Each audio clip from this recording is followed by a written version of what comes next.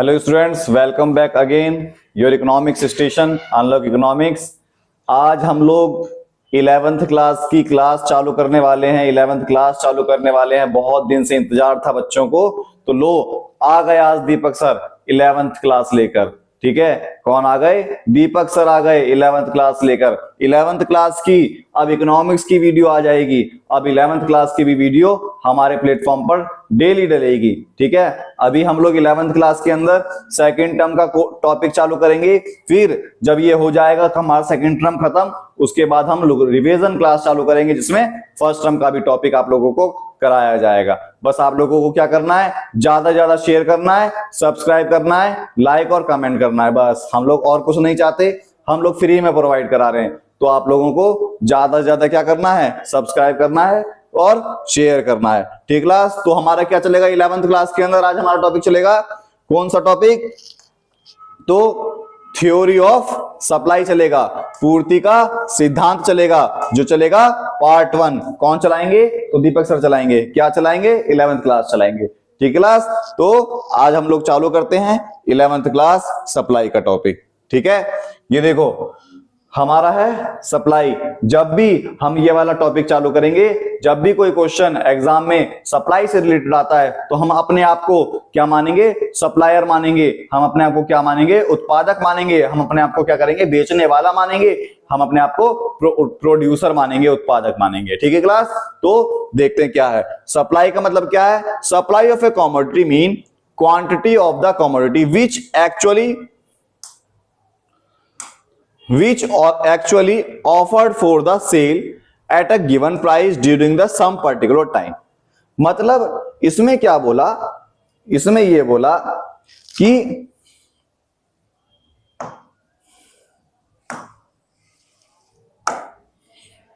जैसे मान लो सप्लाई की बात करें, पूर्ति की बात करें।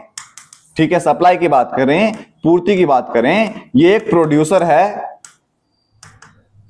एक प्रोड्यूसर ने क्या करा?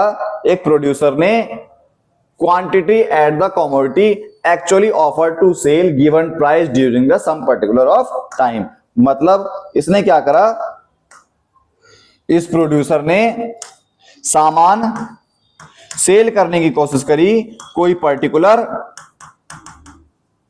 टाइम पीरियड पर।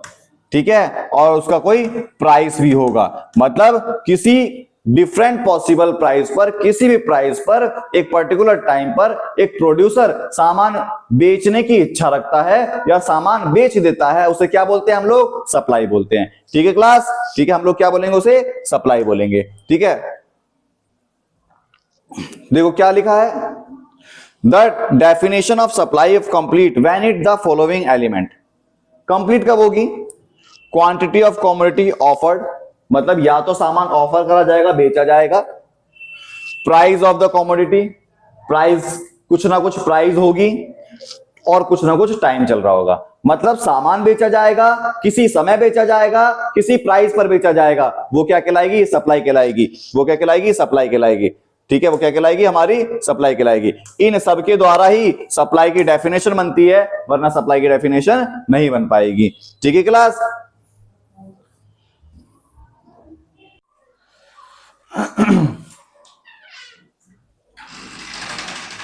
देखो क्लास, फिर हमने क्या करा? मैंने पूर्ति की डेफिनेशन बताई कि अगर किसी निश्चित प्राइस पर, निश्चित समय पर अगर सामान बेचने के लिए तैयार हो जाता है तो वो क्या कहलाती है? वो सप्लाई कहलाती है। क्या होना चाहिए? सामान बिक्री के लिए मार्केट में क्या होना चाहिए? बिकने के लिए तैयार होना चाहिए।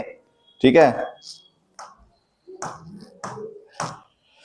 और कुछ मूल्य होना चाहिए, और सामान बेचने के लिए वो क्या होनी चाहिए? प्रस्तुत होना चाहिए, कुछ ना कुछ बिका जाना चाहिए। फिर उसके बाद क्या बोला? Law of supply. Law of supply देखो क्या से बहुत आसान तरीके से समझाएंगे। Law of supply, law of supply हम लोग आपको बहुत आसान तरीके से कराएंगे। लॉ ऑफ सप्लाई, पूर्ति का नियम। पूर्ति का नियम, जैसे मान लो ये प्राइस है और ये क्वांटिटी है। अगर प्राइस बढ़ती है सप्लाई बढ़ा दी जाएगी, प्राइस कम होती है सप्लाई कम कर दी जाएगी। दोनों के बीच में कैसा रिलेशन पाया जाएगा? Positive relation. मतलब धनात्मक संबंध पाया जाएगा, पॉजिटिव रिलेशन पाया जाएगा। जैसे मान लो एक चाय बेचने वाला है इंसान है, मान लो ये दीपक सर हैं, ये दीपक सर हैं जो चाय बेच रहे हैं। 10 रुपए की चाय है और क्वांटिटी 10 लोगों को बेची गई। चाय की कीमत बढ़कर 20 हो गई, चाय की कीमत बढ़कर क्या हो गई, 20 हो गई। तो मैं क्या चाहूंगा, ज्यादा से ज्यादा मेरी चाय बिके, तो मैं ज्यादा चाय बेचने की कोशिश करूंगा।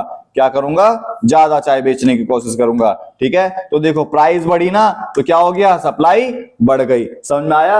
अब देखो इसका अगर हम डायग्राम देखें,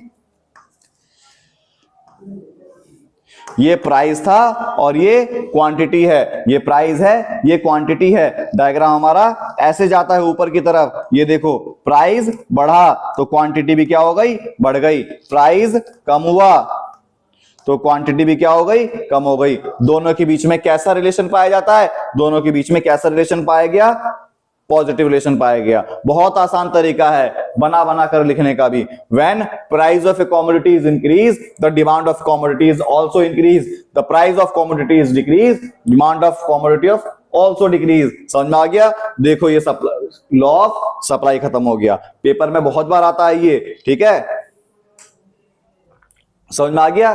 तो ये मैंने दोनों की भी करा, जिसमें हमने क्या बताया कि अगर सामान हमारा महंगा होगा तो बेचने वाला इंसान ज्यादा बेचने की कोशिश करेगा, उसे प्रॉफिट ज्यादा से ज्यादा होगा। अगर सस्ता होगा तो वो कम बेचने की कोशिश करेगा। ये हमने लॉ ऑफ सप्लाई में करा। यही चीज हमारी क्या है,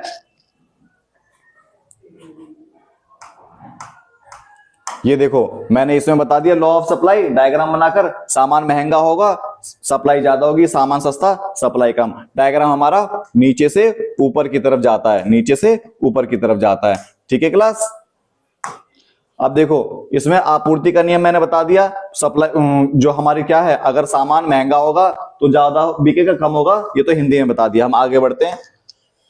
difference between supply and stock. देखो सप्लाई का मतलब क्या है, अभी हमारी जो प्राइस और जो हमारा जो अभी टाइम चल रहा है, इस प्राइस पर, इस पर्टिकुलर टाइम पर हम कितना सामान बेच रहे हैं, वो हमारी क्या कहलाएगी, सप्लाई कहलाएगी। हमने कितना सामान बेच दिया, वो हमारी क्या कहलाएगी, सप्लाई कहलाएगी। लेकिन स्टॉक के अंदर, जैसे मान लो मेरी एक चाय की दुकान है, मैंने अगर एक दिन में 10 रुपए के हिसाब से 300 कप चाय बेच दिए, तो ये तो मेरी सप्लाई हो गई।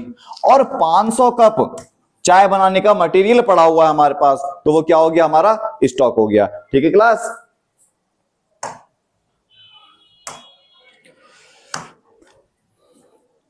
जो सप्लाई है हिंदी में बता दिया, सामान जो हम बेच रहे हैं वो सप्लाई, जो हमारे पास सामान पड़ा हुआ है वो स्टॉक हो गया। फिर आता है रीजन बिहाइंड अपवर्ड। अभी जो हमने पढ़ा सप्लाई का डायग्राम, वो ऐसा जा रहा है ऊपर की तरफ, ऐसा सप्लाई ऊपर की तरफ जाता है। क्यों जाता है उसका कारण पूछा है। सामान महंगा होता है तो ज्यादा बिकने की कोशिश करते हैं, ऐसा क्यों होता है? ऐसा हम अगर सामान देखो जितना ज्यादा बनाएंगे, हमारा जो बनाने का खर्चा होगा वो धीरे धीरे कम होगा। जब सामान बनाने का खर्चा धीरे धीरे कम होगा तो हम उसे और ज्यादा बनाएंगे, जिससे खर्चा और कम हो सके और हमारा क्या होगा, फायदा होने लग जाएगा। तो ये क्या पॉइंट हमारा है, law of decreasing marginal productivity. जितना ज्यादा प्रोडक्शन करते हैं, खर्चा उतना कम आता जाता है और फायदा उतना ज्यादा होता जाता है, जिस कारण से सप्लाई हमारी क्या हो जाती है, बढ़ जाती है। ठीक है? हिंदी में क्या बताया, घटती सीमांत उत्पादकता का नियम। घटती सीमांत उत्पादकता का नियम, इसमें क्या बताया, जैसे जैसे परिवर्तनशील कारक का हम प्रयोग करते हैं, उत्पादन बढ़ाते हैं, उत्पादन बढ़ाते तो हमारा खर्चा कम होता जाता है, खर्चा कम होगा तो फायदा ज्यादा होगा, जिस कारण से हम और उत्पादन करते हैं। ठीक है? फिर गोल ऑफ द फर्म, जैसे मान लो ये दीपक सर हैं, इनका गोल हो गया प्रॉफिट मैक्सिमाइज करना। तो ये जो इनका जो कोर्स है ना, ये अपना कोर्स ज्यादा कीमत पर ज्यादा बेचने की कोशिश करेंगे। ये बच्चों को ज्यादा महंगा पढ़ाएंगे जिससे ये पैसा ज्यादा से ज्यादा कमा सकें, तो ज्यादा कीमत पर ज्यादा बेचने की कोशिश करेंगे। लेकिन दीपक सर का काम, मैंने एग्जांपल दिया कि दीपक सर का काम है प्रॉफिट मैक्सिमाइजेशन करना, तो ज्यादा कीमत पर ज्यादा बेचने की कोशिश करेंगे। लेकिन दीपक सर का काम प्रॉफिट मैक्सिमाइजेशन करना नहीं है। क्या है? सामाजिक कल्याण,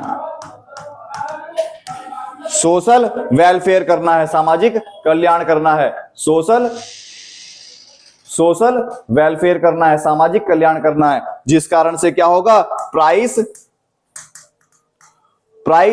कम होने के बाद भी या प्राइस स्टेबल होने के बाद भी वो ज्यादा से ज्यादा बेचने की कोशिश करेंगे। ठीक है क्लास, ये मैंने बताया लाभ अधिकतम है तो पैसा ज्यादा बढ़ाकर ज्यादा लाभ कमाया जाएगा, और अगर लाभ कमाना उद्देश्य नहीं है तो जो भी प्राइस चल रही है उसी पर ज्यादा बेचने की कोशिश करी जाएगी। ठीक है, अब है फैक्टर डिटरमाइनिंग सप्लाई, मतलब किन किन कारणों से हमारी क्या है सप्लाई बढ़ेगी या सप्लाई कम होगी। हमारे देश के अंदर सप्लाई जो है वो ज्यादा किन कारणों से होगी, किन कारणों से कम होगी, हमें वो बताना है। क्या प्राइस इफेक्ट करता है, जो रिलेटेड गुड्स है उसकी प्राइस इफेक्ट करती है। सेल, स्टेट ऑफ टेक्नोलॉजी, मतलब जो टेक्नोलॉजी के ऊपर डिपेंड करता है कि सप्लाई ज्यादा होगी या कम। कॉस्ट ऑफ प्रोडक्शन, ये बताता है कि सप्लाई ज्यादा होगी कम। सरकार भी नए नए कानून बनाती है, ये भी बताएगा सप्लाई ज्यादा होगी या कम होगी। हिंदी में देखते हैं, हिंदी में बोला आपूर्ति निर्धारित करने वाले कारक, किन किन कारणों से सप्लाई चेंज होती है। देखो, वस्तु का मूल्य, संबंधित वस्तु की कीमत, प्रौद्योगिकी स्थिति, उत्पादन की लागत और सरकारी नीति, इन कारणों से सप्लाई क्या होती है? इफेक्ट होती है। अब इन कारणों को हम एक्सपेंड करेंगे अगली क्लास के अंदर। अगली क्लास के अंदर इन कारणों को हम अच्छे से डिस्क्राइब करेंगे, ये कारण क्या है, किस तरीके से ये सप्लाई को इफेक्ट करते हैं। बस मैं आप लोगों को ज्यादा से ज्यादा क्या कहता हूं, सब्सक्राइब करने के लिए, शेयर करने के लिए। ऐसा इसलिए फ्री में देखो आप लोगों के लिए वीडियो बना रहा हूं, पीपीटी तैयार कर रहा हूं, बड़ी मेहनत लगती है। तो मेरा मोटिवेशन पैसा नहीं है, मेरा मोटिवेशन क्या है, आप लोग ज्यादा से ज्यादा सब्सक्राइब शेयर करेंगे तो मेरे को और अच्छा मोटिवेशन मिलेगा। मैं बच्चों के लिए, आप लोगों के लिए और अच्छा कंटेंट तैयार कर पाऊंगा, जिससे क्या हो सके आप लोगों को अच्छे से समझ में आ सके। ठीक class, thank you class. Like करें, सब्सक्राइब करें और ज्यादा से ज्यादा शेयर करें, जिससे मुझे मोटिवेशन मिले, और मोटिवेशन मिलेगा तो अच्छा कंटेंट आएगा, आप लोगों के मार्क्स अच्छे आ पाएंगे, और आप लोगों के मार्क्स और कहीं से नहीं, इसी प्लेटफॉर्म से ऊपर वाले कृपा से हम लोग निकलवा के देंगे। ठीक है क्लास, थैंक यू क्लास।